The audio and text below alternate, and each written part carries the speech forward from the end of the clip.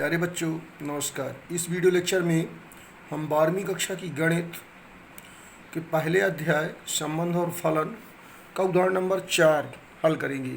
उदाहरण नंबर 4 कहता है कि सिद्ध कीजिए कि समुच्चय 1 2 3 में r बराबर 1 1 2 2 3 3 1 2 और 2 3 द्वारा प्रदत्त संबंध स्वतुल्य है, परंतु ना तो सममित है और ना ही संक्रामक।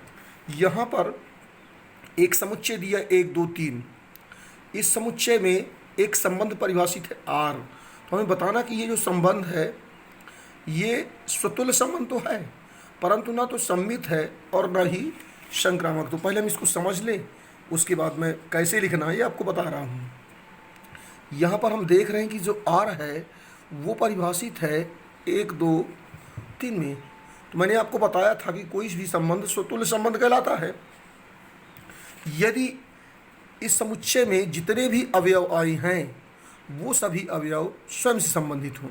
जैसे यहाँ पर इस समुच्चय में 1 2 3 है, तो ये संबंध स्वतुल्य संबंध होगा अगर 1 1 2 2 और 3 3 r को बिलोंग करे। तो यहाँ पर हम देख रहे हैं कि 1 1 2 2 और 3 3 r को बिलोंग करते हैं, तो इसलिए r जो है वो स्वतुल्य है। अब दूसरी चीज़ देखना अपने को कि ये संबंध सममित है या नहीं। तो सममित के लिए मैंने बताया था कि जितने भी क्रमित युग्म आए हों उन सभी के उल्टे क्रमित युग्म आना चाहिए। तो इस संबंध में 1 1 आया, 1 1 का उल्टा तो 1 1 होगा, 2 2 आया, 2 2 का उल्टा 2 2 ही होगा, 3 3 आया, 3 3 का उल्टा 3 3 ही होगा। लेकिन एक आया क्रमित युग्म 1 2, तो 1 2 का उल्टा होगा 2 1, जो कि इसमें विद्यमान नहीं है। इसलिए और साथ में 2 3 भी आया, तो ना तो 1 2 का उल्टा है और ना 2 3 का उल्टा, इसलिए ये संबंध सममित नहीं है। तो यहाँ पर लिख सकते हैं ऐसा, चूंकि 1 2 बिलोंग्स टू r परंतु 2 1 does not belongs to r, इसलिए r सममित नहीं है।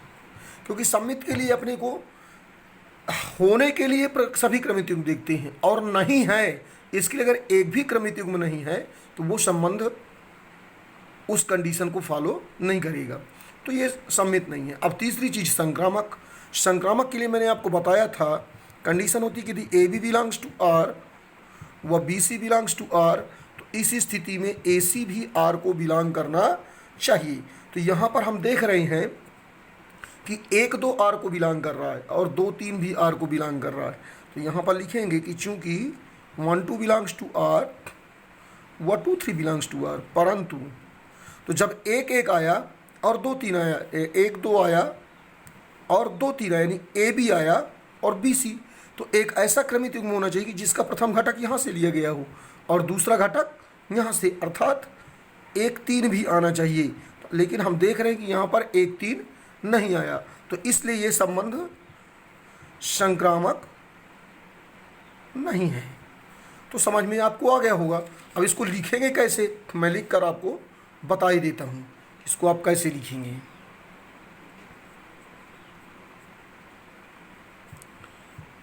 तो यहाँ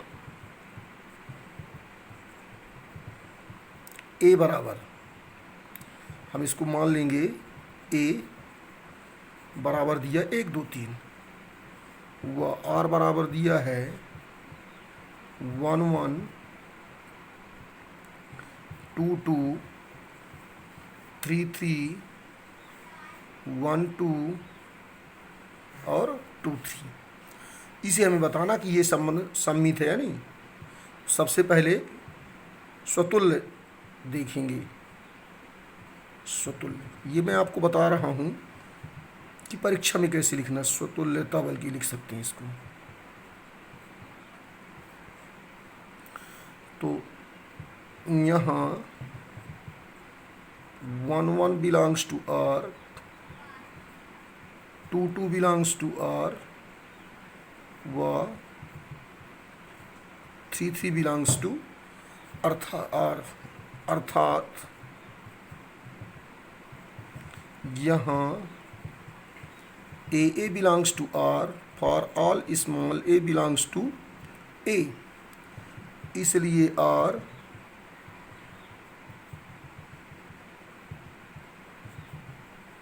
स्वतुल्य है। अब दूसरी चीज,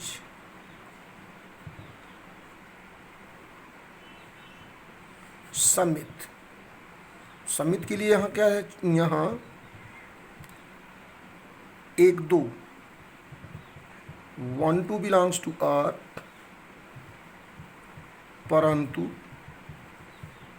2 1 does not belongs to R, इसलिए R सममित नहीं है। और तीसरी चीज, संक्रामकता। यहाँ 1 2 बिलोंग्स टू R और 2 3 बिलोंग्स टू R, परंतु 1 3 does not belongs to R, इसलिए R संक्रामक नहीं। तो इस पूरे हल से स्पष्ट है कि ये संबंध स्वतुल्य तो है, परंतु ना तो सममित है और ना ही संक्रामक। स्पष्टतः दिया गया संबंध स्वतुल्य है, परंतु ना तो सममित है और ना ही संक्रामक है। और यही आपको सिद्ध करना था मित्रों। इसी तरह आप अपनी परीक्षा कॉपी में भी लिखिए, जिससे वो देखते ही समझ जाए, थोड़ा स्पष्ट और शुद्ध राइटिंग में। तो इस तरह से आपको उदाहरण नंबर 4 हल करना है। यदि वीडियो पसंद आया हो तो इसे लाइक, शेयर और सब्सक्राइब अवश्य करें, और यदि इसमें कोई समस्या हो तो उसे कमेंट बॉक्स पर लिखें।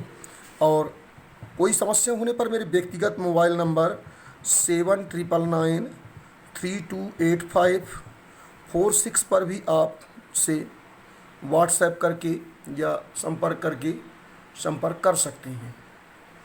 धन्यवाद।